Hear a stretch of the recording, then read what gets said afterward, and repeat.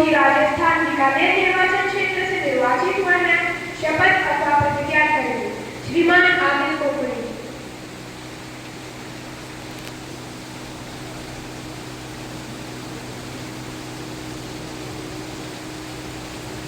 आप शपथ ग्रहण करेंगे अथवा प्रतिज्ञा करेंगे।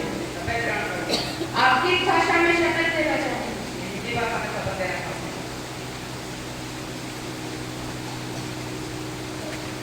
मैं राजस्थान में बीकानेर निर्वाचन क्षेत्र से युवा संसद के लिए निर्वाचित हुआ।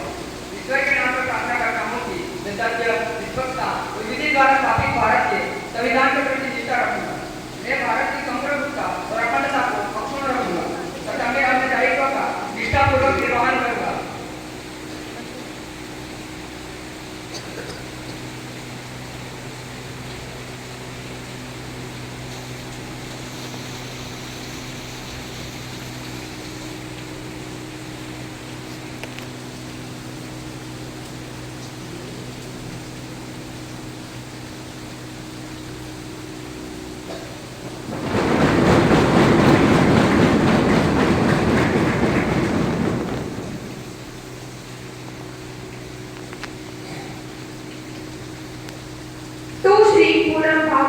जो कि गुजरात के अरावली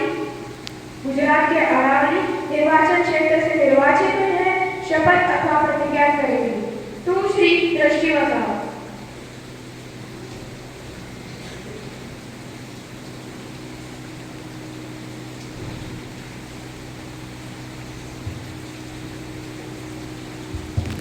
आप शपथ ग्रहण करेंगे अथवा प्रतिज्ञा करेंगे? मैं शपथ ग्रहण करूंगी।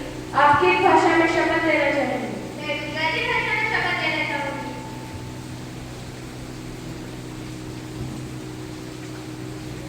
હું દ્રષ્ટિ વસાવા ગુજરાતમાં સંસદના અરવલ્લી મતદારક્ષેત્રમાંથી ચૂંટાઈને ભગવાનના નામે શપથ લઉં છું કે હું સત્ય નહીં રહીશ અને ભારતના બંધારણના વફાદાર રહીશ, કારણ કે કાયદા દ્વારા સ્થાપિત થાય છે કે હું ભારતની આ સાર્વભૌમત્વ અને અખંડતાને જાળવી રાખીશ અને તેવું કરીશ. હું જે ફરજમાં દાખલ થવાની છું તે ફરજ હું નિષ્ઠાપૂર્વક નિભાવીશ.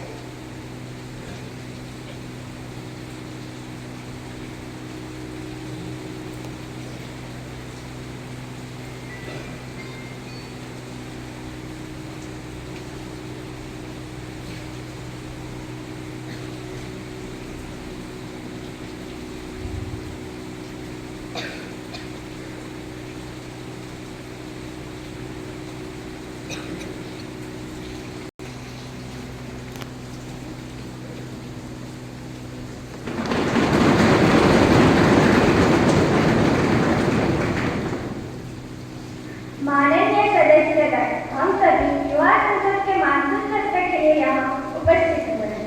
मुझे सूचित करते हुए बहुत दुख का अनुभव हो रहा है, परंतु सूचित करना मेरा कर्तव्य है कि बालिया के सांसद श्री रामचरण सिंह का निधन 25 जुलाई 2025 को हो गया। उनका निधन हमारे लिए एक अपूर्णीय क्षति है। वे भारतीय राजनीति के एक महान हस्ती थे और उल्लेखनीय राजनीतिज्ञ भी थे। उन्होंने देश की प्रगति के लिए अथक प्रयास किया और कठिन समय में राज्यों को सहारा भी दिया। श्रीमान, मैं रामचरण सिंह, जिनकी मृत्यु पर सभा ने शोक व्यक्त किया है, को अपनी श्रद्धांजलि अर्पित करती हूँ। वे एक नौजवान युवक थे और स्वतंत्रता सेनानी परिवार से संबंध रखते थे। उनके पिताजी ने बहुत नाम कमाया और इस परंपरा को उनके परिवार ने आगे बढ़ाया। वे अंतिम चरण तक हमारे साथ स्वस्थ और प्रसन्न नजर आते थे। इसी कारण उनके निधन का शोक सबसे अधिक है। उनकी अपने क्षेत्र और पार्टी के लोकप्रिय नेता के रूप में एक अलग छवि थी और जनता में उनकी गहरी छाप थी। ऐसे महान नेता को खोना हमारे लिए बहुत ही दुखद विषय है। मैं उनके परिवार के लिए अपनी गहरी संवेदना प्रकट करती हूँ। धन्यवाद महोदय।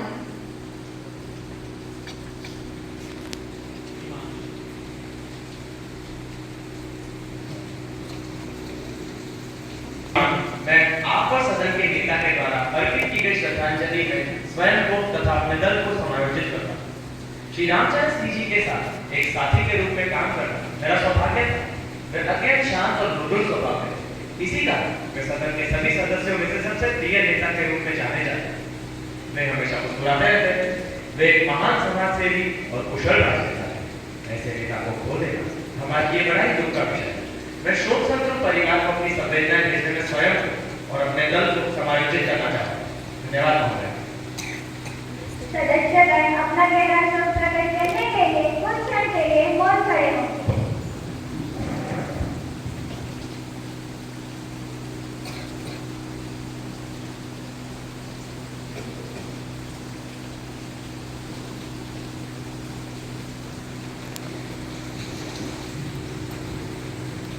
महासचिव शोक संतप्त परिवार को संवेदना संदेश देंगे। जी महोदय। प्रधानमंत्री नए मंत्रियों का परिचय करवाएंगे। माननीय अध्यक्ष महोदय, मैं आपसे और आपके माध्यम से अपने साथियों का सदन में परिचय करती हूँ। श्रीमान पवन वसावा, सिंचाई मंत्री।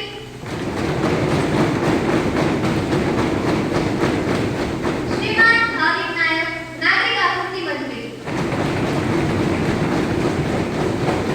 सुश्री किंजल किंसुरिया, शिक्षा मंत्री।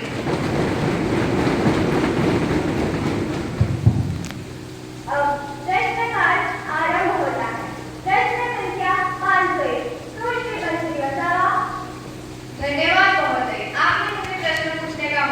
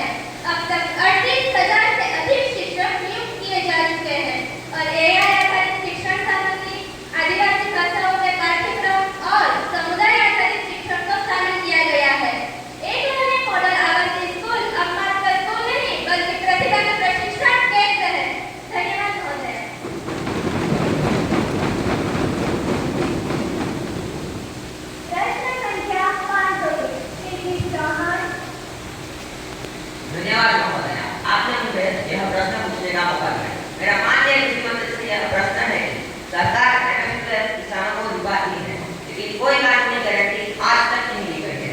क्या एमएसपी सिर्फ भाषणों की फसल है या सरकार बताए कि किसान को समर्थन मिलेगा तब तक सिर्फ आश्वासन मिलता रहेगा? धन्यवाद महोदय। माननीय कृषि मंत्री श्री अध्यक्ष माननीय अध्यक्ष महोदय जी, मैं आपके माध्यम से विपक्ष को यह स्पष्ट करना चाहूंगा कि सरकार ने एमएसपी को सिर्फ शब्दों का सहारा नहीं दिया, बल्कि उसे सकल, सुरक्षा और सम्मान से जोड़ा है। हमारे शासन में एमएसपी का मूल्य नहीं, किसान की मेहनत की गारंटी बना है। हमने 2024 में 2.81 लाख करोड़ की फसलें एमएसपी पर खरीदी और ये आंकड़ा देश के लिए आप सबसे बड़ा है। पीएम किसान योजना के तहत अब तक 3 लाख करोड़ से 11.8 करोड़ किसानों के खातों में ट्रांसफर किए जा चुके हैं और वह बिना किसी बिचौलिए के। हमने एमएसपी को कानून में जमा बनाने के बजाय संरचनात्मक मजबूती दी है।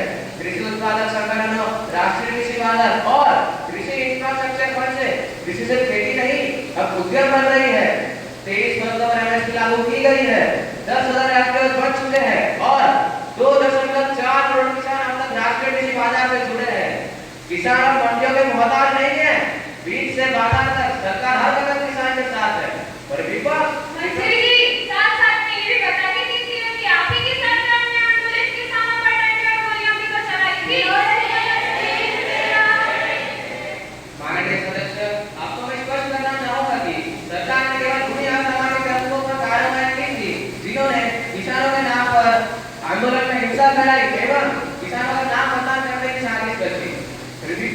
विपक्ष को हमें क्या समझाया था कि वोट मत निकालना है। हमने एमएसपी को किसानों का हक बनाया, वो लोग इसे वादा बनाकर भूलते रहे।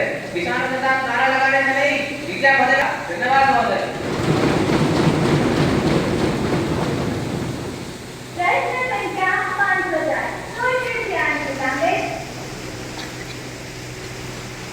धन्यवाद अध्यक्ष महोदय, आपने मुझे प्रश्न पूछने का मौका दिया। सरकार मेक इन इंडिया की बात करती है, लेकिन रक्षा क्षेत्र में 60% से अधिक आयात अब भी जारी है। मैं माननीय रक्षा मंत्री से पूछना चाहूंगी कि क्या आत्मनिर्भर भारत सिर्फ एक सपना है या कोई योजना भी है? क्या माननीय रक्षा मंत्री यह बताने का प्रयत्न करेंगे कि क्या सरकार ने रक्षा उपकरणों को अपने देश से बनाने के लिए कोई ठोस कदम उठाए हैं? यदि हाँ, तो कृपया स्पष्ट कीजिए। धन्यवाद महोदय। माननीय रक्षा मंत्री श्री वेदांत जो माननीय अध्यक्ष, मैं आपके माध्यम से सदस्य को बताना चाहूंगा कि मैं भारत का रक्षा मंत्री यह सुनिश्चित करता हूँ कि अब भारत की रक्षा नीति खरीद से निर्माण की ओर मुड़ चुकी है। आज भारत सिर्फ सैनिक नहीं, शस्त्र भी खुद बना रहा है। हमने 500 से अधिक रक्षा उपकरणों को नकारात्मक आयात सूची में डाला है, यानी अब भारत में ही बनेंगे। अर्जुन टैंक, LCA तेजस, AK-230 राइफल, ब्रह्मोस मिसाइल, ये सब भारत में ही बने हैं। भारत के विजय के प्रतीक है। हमने 2024 में 21,000 करोड़ से अधिक के रक्षा उत्पादों का निर्यात किया है। मैं दोबारा दोहराना चाहूंगा महोदय, 21,000 करोड़ से अधिक के रक्षा उत्पादों का निर्यात किया है। यानी अब भारत मांगता नहीं, देता है। विपक्ष में प्रगति दिखती कहाँ है?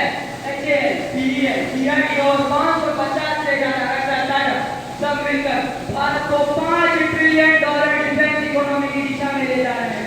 मैं दोबारा दोहराना चाहूंगा महोदय, $5 ट्रिलियन डिफेंस इकोनॉमी की दिशा में ले जा रहे हैं। 1.3 लाख करोड़ से ज्यादा का घरेलू रक्षा ऑर्डर, 90 से ज्यादा देशों को रक्षा उत्पादन निर्यात, 75% पूंजीगत बजट अब स्वदेशी कंपनी को। जो लोग सालों तक भारत को सिर्फ आयात का बाजार बनाते रहे, आज हमें आत्मनिर्भरता का सवाल पूछ रहे हैं। विपक्ष को तो सिर्फ उंगली उठाना आता है महोदय। हमने भारत की रक्षा नीति को राजनीति नहीं, राष्ट्र नीति बनाया है। अब बंदूकें रुक जाती है और बोलते हैं मुझे भारत में बनाया गया है।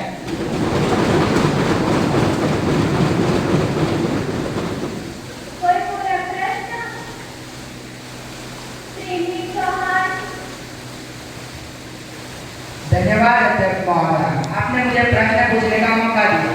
रक्षा मंत्री कहते हैं कि रक्षा क्षेत्र आत्मनिर्भर हो गया है, लेकिन क्या वो यह बताएंगे कि HAL और DRDO जैसी संस्थाएं निजी कंपनियों को को ठेका क्यों दे रही है? क्या ये स्वदेशी नहीं ठेकेदारी है? धन्यवाद महोदय।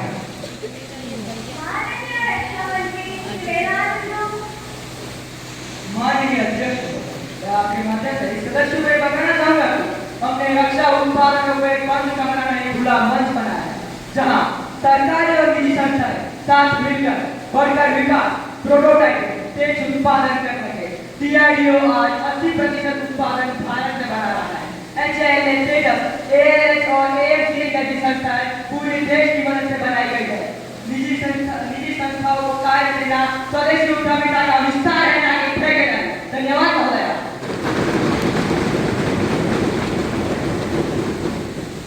प्रश्न संख्या 505 धन्यवाद अध्यक्ष महोदय, आपने मुझे प्रश्न पूछने का मौका दिया। मैं अपना प्रश्न पर्यावरण एवं वन मंत्री से पूछना चाहूंगी। देश आर्थिक क्षेत्रों में तेजी से आगे बढ़ रहा है, पर क्या वो विकास न्यूनतम दर से होगा? क्या सरकार विकास की कीमत पर्यावरण से वसूल रही है? महोदय, क्या ये सरकार यह बताने का कष्ट करेगी कि हरित ऊर्जा में ठोस हानि कब होगी? जरा बताइए। धन्यवाद महोदय। माननीय पर्यावरण एवं वन मंत्री श्री पाटिल। माननीय अध्यक्ष महोदय, मैं आपके माध्यम से आदरणीय सदस्य से स्पष्ट करना चाहता हूँ कि प्रश्न भी कोई आधा नहीं है, क्योंकि यह तो नागरिक देख रहा है विकास को उद्योग में इकोलॉजी से जुड़ा है। आज भारत दुनिया के टॉप 3 देशों में जिसने सबसे ज्यादा हरित ऊर्जा में निवेश किया है। हमारा लक्ष्य 2030 तक 500 गीगावाट के ऊपर एनर्जी बनाना है और 2024 में हमने 180 गीगावाट पार कर लिया है। Solar mission, wind mission, hydro mission, EV policy योजना, ये सब हमारे भारत के नेतृत्व कर रहे हैं और प्रधानमंत्री योजना से लाखों किसानों को सोलर पंप मिले और विपक्ष देंगे किसान मिशन और भविष्य निर्वर्तमान के लिए 2.5 लाख करोड़ निवेश और 20 लाख से अधिक इलेक्ट्रॉनिक वाहन कॉन्ट्रीब्यूट। विपक्ष फोटो केवल कंबाइन से धुआं दिखता है, उन्हें सोलर पैनल मिलता है, विपक्ष की बात नहीं दिखती। हमने विकास को प्रदूषण से मुक्त और विकास से युक्त बनाया है।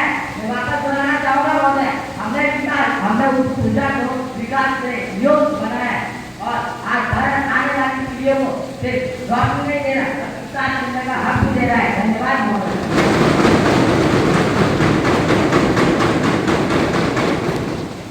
कोई पूरा प्रश्न? दूसरी संख्या माननीय अध्यक्ष महोदय, मैं आपका धन्यवाद करना चाहती हूँ कि आपने मुझे प्रश्न पूछने का मौका दिया। मैं माननीय पर्यावरण एवं वन मंत्री से यह प्रश्न पूछना चाहती हूँ कि हरित ऊर्जा की बातें गर्व हो रही है, लेकिन देश में आज 40% बिजली कोयले से बन रही है। क्या लेकिन मीडिया का भ्रम है? कृपया स्पष्ट कीजिए। धन्यवाद महोदय। माननीय पर्यावरण एवं वन मंत्री Shri Patil.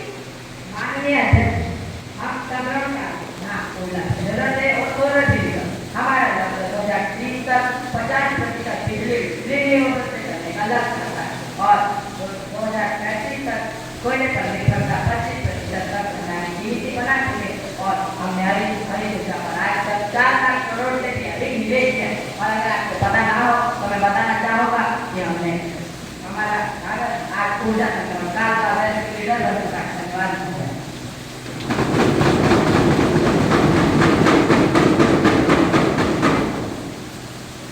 Now, question number 4.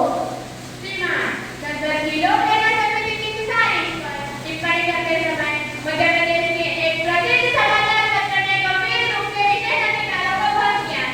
समाचार पत्र में भ्रष्टाचार का आरोप लगाया है तथा मैं आपसे निवेदन करती हूँ कि मुझे इस मामले को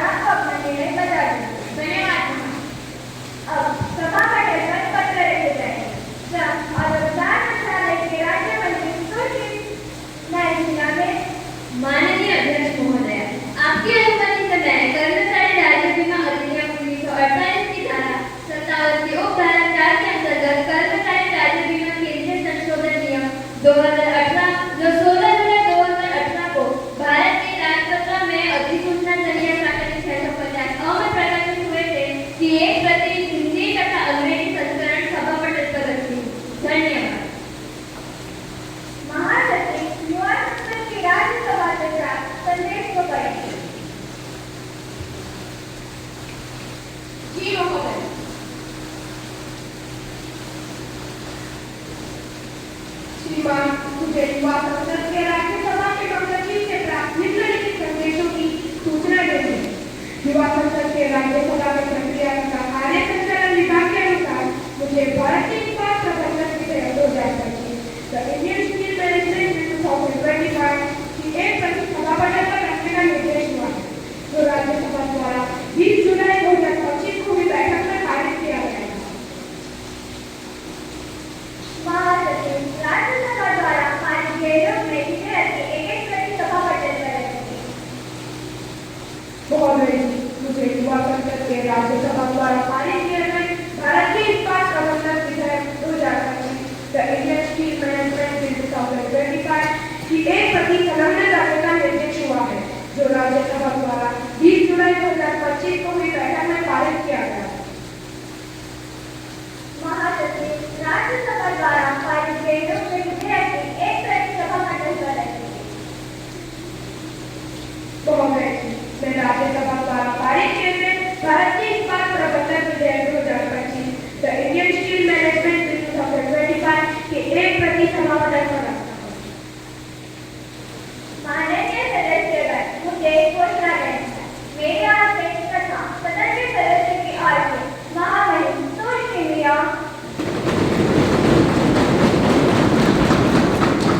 दक्षिण कोरिया की संसद के अध्यक्ष तथा उनके प्रतिनिधिमंडल के आदरणीय सदस्य चेयोंग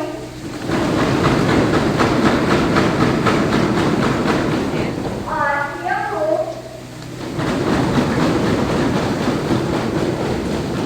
जो हमारे अतिथि के रूप में भारत की यात्रा पर हैं, मैं उनका स्वागत करती हूँ। वे इस समय विशेष कक्ष में बैठे हैं। हम अपने देश में उनकी सुखद यात्रा की कामना करते हैं। हम उनके माध्यम से दक्षिण कोरिया की सरकार तथा दक्षिण कोरिया के मित्र लोगों को हार्दिक शुभकामनाएं देते हैं। Now, let us take the call's attention motion to call the attention of Minister of Railway, Mr. Vipin Valli. माननीय अध्यक्ष महोदय, मैं आपके माध्यम से रेलवे मंत्री से पूछना चाहता हूँ कि उड़ीसा में बालासोर जिले के महाराजा रेलवे स्टेशन के पास बालेश्वर में 2 जून 2025 को जो 3 ट्रेनों की भीषण भिड़ंत हुई, जिसमें Coromandel express, Bengaluru Howrah superfast express और एक मालगाड़ी की भीषण टक्कर हुई, जिसमें लगभग 288 लोग मारे गए और 1175 लोग घायल हुए। जो अब तक की भारत की सबसे बड़ी रेल दुर्घटना में से एक हो गया। क्या इस घटना की जिम्मेदारी रेलवे मंत्री लेंगे?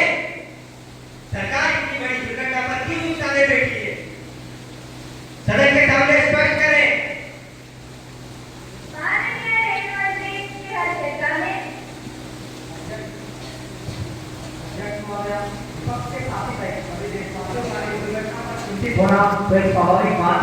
सत्ता पक्ष का सदस्य और रेल मंत्री होने के नाते मैं भी इस घटना से बहुत आहत हूँ, लेकिन भारत का रेलवे नेटवर्क, जो कि एशिया का सबसे बड़ा नेटवर्क है और आजकल तेज गति से चलने वाले ट्रेनों के संचालन के लिए ऑटोमेटिक सिग्नलिंग की व्यवस्था, जो कि कंप्यूटर आधारित हो चुकी है, उसका उपयोग किया जा रहा है। महोदय, जो 2 जून 2025 को बालेश्वर जिले उड़ीसा में ट्रेन दुर्घटना हुई, मैं सदन को यह बताना चाहता हूँ कि सिग्नलिंग एरर की वजह से यह बड़ी दुर्घटना हुई। इलेक्ट्रॉनिक इंटरलॉकिंग में बदलाव की वजह से ऐसी बड़ी दुर्घटना हो गई, जो कि रेलवे सुरक्षा प्रणाली की एक बड़ी चूक थी। धन्यवाद। सुश्री गुंजन चौधरी।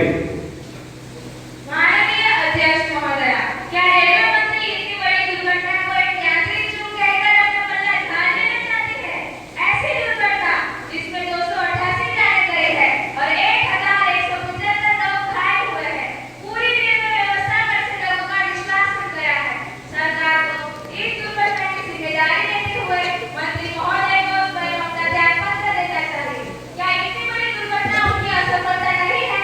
माननीय अध्यक्ष महोदय, मैं यह भी जानना चाहती हूँ कि रेलवे विभाग ने इस बड़ी दुर्घटना के लिए जिम्मेदार लोगों के साथ क्या किया है? धन्यवाद। माननीय रेल मंत्री श्री हर्षल गांधी। अध्यक्ष महोदय, मैं तो बताना चाहता हूँ कि इतनी बड़ी दुर्घटना पर सरकार हाथ पर हाथ धरे नहीं बैठी है। सूचना मिलते ही पूरा रेलवे प्रशासन सक्रिय हो गया तथा स्वयं प्रधानमंत्री जी दुर्घटना स्थल पर पहुंचे। रेलवे की तरफ से इस दुर्घटना की जांच के लिए एक जांच समिति बनाई गई है और कमिश्नर ऑफ रेलवे तत्काल प्रभाव से जो इस दुर्घटना के जिम्मेदार सीनियर इंजीनियर, सेक्शन इंजीनियर और टेक्निकल स्टाफ है उन सबको नौकरी से निकाला भी गया है और गिरफ्तार भी किया गया है। तो दोहराना चाहूंगा महोदय, तत्काल प्रभाव से जो इस दुर्घटना के जिम्मेदार सीनियर इंजीनियर, सेक्शन इंजीनियर और टेक्निकल स्टाफ है उसको नौकरी से निकाला भी गया है और गिरफ्तार भी किया गया है। इस दुर्घटना की जांच अभी भी जारी है और सरकार मृतकों और घायलों को क्षतिपूर्ति भी दे रही है और भविष्य में ऐसी बड़ी दुर्घटना ना हो इसलिए वो सभी संभावनाओं की जांच की जा रही है जिसकी वजह से ऐसी बड़ी दुर्घटना हो गई। धन्यवाद महोदय। श्री अर्पण गामे। अध्यक्ष महोदय, क्या मंत्री महोदय सदन के घर जाकर मेरा करेगी? जब सरकार बुलेट ट्रेन की बात करे ऐसे में सुपरफास्ट और एक्सप्रेस ट्रेन ऐसे नहीं चला पा रही। मैं अपनी बात को वापस दोहराना चाहूंगा कि जब सरकार बुलेट ट्रेन की बात कर रही है इसमें सुपरफास्ट ट्रेन और एक्सप्रेस ट्रेन को अच्छे से नहीं चला पा रही है। ऐसे में सरकार जनता को सत्ता दिखा रही है और धोखा दे रही है। मेरा दूसरा प्रश्न यह है कि जब साधारण ट्रेन की व्यवस्था नहीं है ऐसे में बुलेट ट्रेन की योजना कैसे साफ सफाई? मैं इस बात को वापस दोहराना चाहूंगा कि जब सरकार बुलेट ट्रेन की बात कर रही है, जब सरकार साधारण ट्रेन की सुरक्षा नहीं है ऐसे में बुलेट ट्रेन की योजना कैसे साफ हो पाएगी? ऐसे में सरकार जनता को केवल सत्ता दिखा रही है और धोखा दे रही है। धन्यवाद महोदय।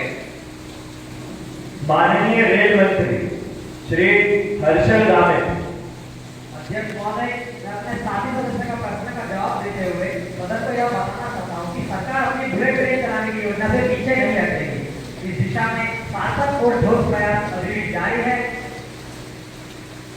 मैं सदन को यह स्पष्ट करना चाहता हूँ कि इलेक्ट्रॉनिक इंटरलॉकिंग सिस्टम और ऑटोमेटिक ब्लॉक सिग्नलिंग की गड़बड़ी से दुर्घटना हुई जिससे हमारी बुलेट ट्रेन चलाने की योजना पर कोई दुष्प्रभाव नहीं पड़ रहा है तथा यह बंद नहीं होने वाली है। और यही नहीं, हम असफलताओं से सबक लेकर शीघ्र ही सफलता प्राप्त करने वाले हैं। धन्यवाद महोदय। माननीय अध्यक्ष महोदय, मैं आपके माध्यम से कहना चाहती हूँ कि इस विषय पर मंत्री महोदय का रवैया बेहद असंवेदनशील, सुस्त व गैर जिम्मेदारी भरा है। अध्यक्ष महोदय, मंत्री महोदय की असफलता में लगभग 300 लोगों की जान गई, 1175 लोग घायल हो गए। मंत्री महोदय, ऐसे और कितने लोगों की बलि चाहते हैं? हम चाहते हैं कि इस विषय पर माननीय प्रधानमंत्री विषय की गंभीरता को देखते हुए इस मुद्दे में दखल ले और अपनी सरकार की वास्तविक स्थिति को हमारे सामने स्पष्ट करें।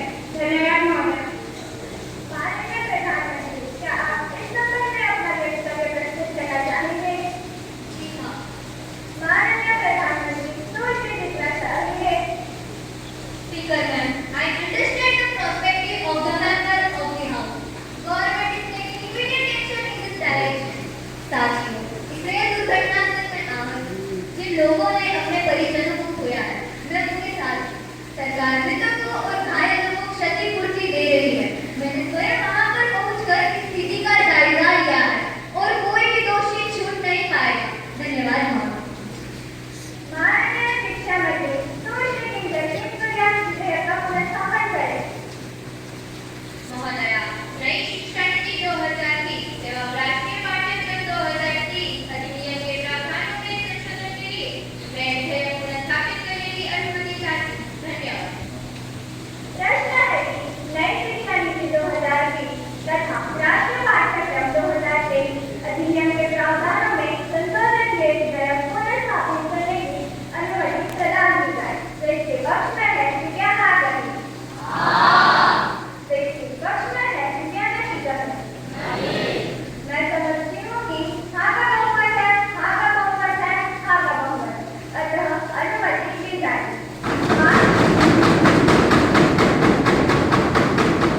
माननीय शिक्षा मंत्री सोचने की गलती सुनिया। महोदया, मैं विधेयक पुनर्स्थापित करूँगी। धन्यवाद। अब सदन में विधेयक पर विचार किया जाएगा। कौशल विकास और उच्च शिक्षा मंत्री सोचने की बात महोदय, मैं प्रस्ताव करती हूँ कि youth inclusion and skill development bill 2025 पर विचार किया जाए। महोदय, क्या मैं कुछ कह सकती हूँ? हाँ, कह लीजिए, थोड़ा हल्का सा बोल लीजिए। धन्यवाद महोदय। माननीय अध्यक्ष महोदय, मैं इस नीति को जानकर सदन में पत्र पर आपकी अनुमति से रखना चाहती हूँ। प्रस्तुत विधेयक द्वारा युवाओं को विभिन्न क्षेत्रों में समान से बनाना है और कौशल को बढ़ा देने के लिए ठोस कदम उठाना है। इसमें कौशल विकास के लिए विभिन्न योजनाएं, रोजगार के लिए अवसर का सृजन और युवाओं के लिए विभिन्न सरकारी योजनाओं में आरक्षण जैसी व्यवस्था का प्रावधान है। पहला, कौशल विकास योजनाएं। विधेयक के तहत युवाओं के लिए कौशल विकास योजना की शुरुआत की जाएगी, जो उन्हें उद्योग की मांगों के अनुरूप प्रदान करेगी, जिससे उनकी रोजगार योग्यता में वृद्धि होगी। दूसरा, शैक्षिक संस्थानों में सुधार। शैक्षिक संस्थानों में कौशल आधारित पाठ्यक्रमों को शामिल किया जाएगा और युवाओं को आधुनिक तकनीकों से लैस कराया जाएगा, जिससे वे वैश्विक प्रतिस्पर्धा में भाग लेने के लिए तैयार हो सके।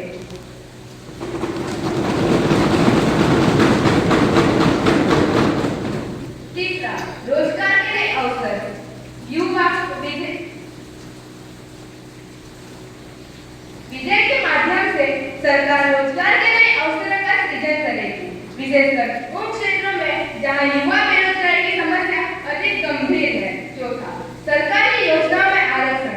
सरकारी योजनाओं में युवाओं के लिए आरक्षण का प्रावधान किया जाएगा, ताकि वंचित और पिछड़े वर्ग के युवा को भी समान अवसर प्राप्त हो सके और वे मुख्य धारा में शामिल हो सके। पांचवा, इंटर्नशिप और अप्रेंटिसशिप। विधेयक के तहत युवाओं के लिए इंटर्नशिप और अप्रेंटिसशिप कार्यक्रमों का विस्तार किया जाएगा, जिससे वे वास्तविक कार्य अनुभव प्राप्त कर सके और उद्योग की जरूरतों को बेहतर तरीके से समझ सके। छठवां, स्टार्टअप्स को प्रोत्साहन। युवा उद्योगों के लिए विशेष योजनाएं और अनुदान की व्यवस्था की जाएगी, जिससे वे अपने स्टार्टअप्स को स्थापित और विकसित कर सके और देश में नए रोजगार के अवसर पैदा कर सके। सातवां, डिजिटल और तकनीकी प्रशिक्षण। विधेयक के अंतर्गत युवाओं को डिजिटल और तकनीकी कौशल में प्रशिक्षण दिया जाएगा, जिससे वे आधुनिक डिजिटल अर्थव्यवस्था में प्रभावी भूमिका निभा सके। आठवां, ग्रामीण युवाओं के लिए विशेष प्रावधान। विधेयक में ग्रामीण क्षेत्र के युवाओं के लिए विशेष प्रावधान किए जाएंगे, जिनमें ग्रामीण कौशल विकास केंद्र की स्थापना की जाएगी और कृषि आधारित उद्योगों में रोजगार के अवसर प्रदान करना शामिल है। नौवां, मानसिक और भावात्मक स्वास्थ्य समर्थन। युवाओं के मानसिक और भावात्मक स्वास्थ्य को ध्यान में रखते हुए उनके लिए काउंसलिंग और समर्थन सेवाओं का प्रावधान किया जाएगा, ताकि वे अपने करियर और व्यक्तिगत जीवन में संतुलन बना सके। 10वां, राष्ट्रीय युवा आयोग की स्थापना। विधेयक के अंतर्गत राष्ट्रीय युवा आयोग की स्थापना की जाएगी, जो युवाओं से संबंधित नीतियों की निगरानी करेगा और सरकार को उनकी समस्या और आवश्यकताओं के बारे में सलाह देगा। माननीय अध्यक्ष महोदय, मैंने आपके माध्यम से इस विधेयक के प्रावधानों को सदन के समक्ष प्रस्तुत किया है। अब मैं चाहूंगी कि सदस्य इस पर समर्थन दें और अपने विचार रखते समय अगर कोई सुझाव आएंगे, उनके सुझावों को मैं सम्मानित करने का प्रयास करूंगी। मैं चाहती हूँ कि चर्चा प्रारंभ की जाए और सर्वसम्मति से बिल पास करने का प्रयास किया जाए। बहुत बहुत धन्यवाद।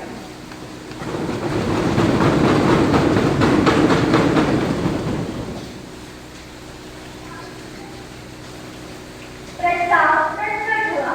Youth inclusion and skill development bill 2025 पर डिसाइड किया है। तो इसके दिशा टॉपिक महोदया, बिल संसद में मुझे बोलने का मौका देने के लिए धन्यवाद। माननीय अध्यक्ष महोदय, मैं इस बिल का समर्थन करती हूँ, क्योंकि आज के समय में युवाओं को उनके करियर में सफलता प्राप्त करने के लिए समग्र विकास की आवश्यकता है। यहाँ विधेयक केवल शिक्षा पर ही नहीं, बल्कि युवाओं में उनके कौशल को विकसित करने पर भी ध्यान केंद्रित करता है। इसके अलावा विधेयक में युवाओं को सरकारी योजनाओं में प्राथमिकता देने का भी प्रावधान है, जिससे वंचित वर्गों के युवाओं को भी समान अवसर प्राप्त हो सकेंगे। मुझे विश्वास है कि यह विधेयक हमारे देश के भविष्य को सुरक्षित करने में एक महत्वपूर्ण कदम साबित होगा। धन्यवाद। श्री पटेल। माननीय अध्यक्ष महोदय, मैं इस विधेयक का समर्थन करता हूँ, क्योंकि इसके माध्यम से सरकार ने युवाओं के लिए जो योजनाएं प्रस्तावित की हैं, वे अत्यंत प्रासंगिक है।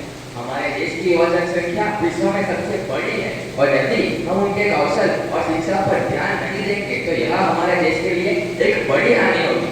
इस विधेयक के माध्यम से विभिन्न क्षेत्रों में युवाओं की भागीदारी सुनिश्चित की जाएगी और उन्हें अपने कौशल के अनुसार रोजगार के अवसर दिए जाएंगे।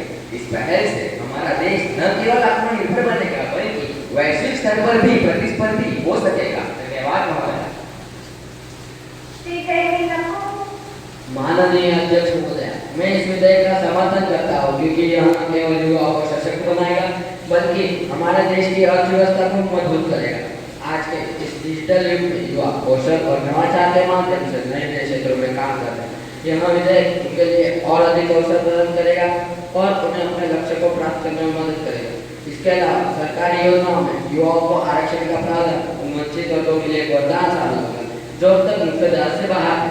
यह विधेयक समानता और न्याय सुनिश्चित करेगा। धन्यवाद महोदय।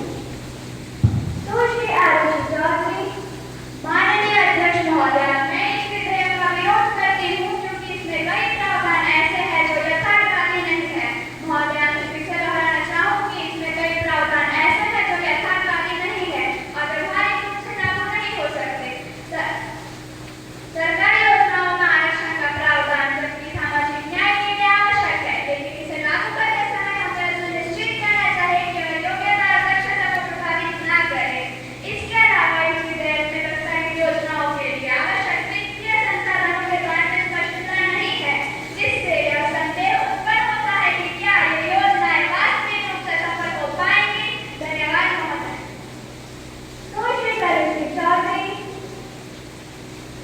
माननीय अध्यक्ष महोदय, इस विधेयक में कौशल विकास के लिए जो योजनाएं प्रस्तावित की गई है उनमें काफी कमियां हैं। पहले से ही कई योजनाएं इस दिशा में काम कर रही है, लेकिन उनका परिणाम उतना प्रभावित नहीं है जितना अपेक्षित था।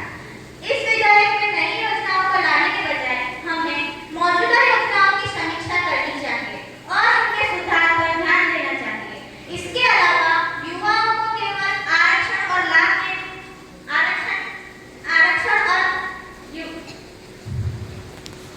आरक्षण का लाभ देना ही नहीं, हमें उनकी शिक्षा की गुणवत्ता में भी सुधार करना होगा जिससे वे वास्तविक रूप से प्रतिस्पर्धी बन सके। धन्यवाद महोदय।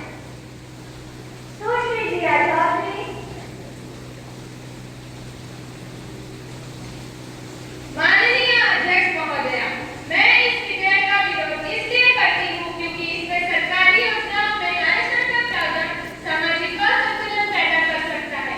इस प्रकार के प्रावधान से समाज में विभाजन की स्थिति उत्पन्न हो सकती है और योग्यता का नष्ट हो सकता है। इसके अलावा कौशल विकास की योजनाओं में ध्यान केंद्रित करने के बजाय हमें युवाओं के लिए रोजगार के नए अवसरों का सृजन करना चाहिए। यदि रोजगार के पर्याप्त अवसर नहीं होंगे तो कौशल विकास का कोई लाभ नहीं होगा। हमें इस विधेयक पर पुनर्विचार करना चाहिए और एक संतुलित दृष्टिकोण अपनाना चाहिए। धन्यवाद महोदय। माननीय कौशल विकास और उद्यमिता मंत्री सुश्री हिमांशु लाहौर। महोदय जी, मैं इस सदन का आभार व्यक्त करती हूँ जिन्होंने इस चर्चा में सक्रिय रूप से भाग लिया और अपने विचार प्रकट किए। जहाँ तक सदस्य के द्वारा जो आरक्षण की नीति का जो सवाल आया है उसमें मैं कहना चाहूंगी कि वह सवाल निराधार है। मैं फिर से दोहराना चाहूंगी महोदय, वह सवाल निराधार है क्योंकि सरकारी योजनाओं में आरक्षण की नीति रखना अनिवार्य होता है जो कि संविधान की भावना के अनुरूप भी है। साथ ही जहाँ तक वित्तीय प्रबंधन का सवाल है, मैं उनको आश्वासन देना चाहूंगी कि इसमें किसी भी प्रकार की धन की कमी नहीं आएगी और यह विधेयक युवाओं में उनके अंदर कौशल का विकास करने में महत्वपूर्ण भूमिका निभाएगा और जिससे कि हमारे युवा न केवल सरकार के द्वारा दी जाने वाली योजना पर निर्भर रहे बल्कि खुद लोगों को रोजगार देने वाले बने, जिससे हमारे देश की प्रमुख समस्या बेरोजगारी पर नियंत्रण पाया जा सकेगा। माननीय अध्यक्ष महोदय, मैंने सदन के द्वारा दिए गए सुझाव तथा उनके द्वारा उठाए गए समस्याओं के बारे में अपना वक्तव्य प्रस्तुत कर दिया है। अब मैं सदन से आग्रह करूंगी कि विधेयक को पारित किया जाए और इसे लागू कराया जाए। धन्यवाद। प्रश्न है कि youth inclusion and skill development bill 2025 पर जो इसके पक्ष में है कृपया हाँ कहे।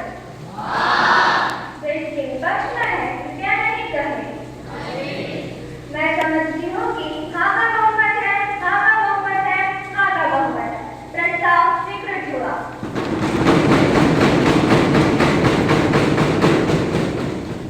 अब सभा विधेयक पर खंडवार विचार करे। प्रावधान 2 से 10 विधेयक का अंग बने। जो इसके पक्ष में है कृपया हाँ कहे। जो इसके विपक्ष में है कृपया नहीं कहे। मैं समझती हूँ कि हाँ का बहुमत है, हाँ का बहुमत है, हाँ का बहुमत है। प्रस्ताव स्वीकृत हुआ।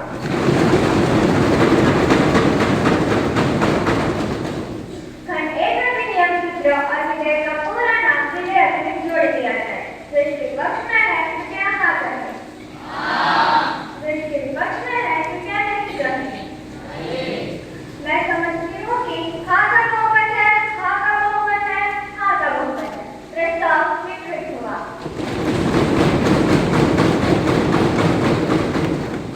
माननीय कौशल विकास और उच्च शिक्षा मंत्री सुश्री स्वाति महोदय, महोदया, मैं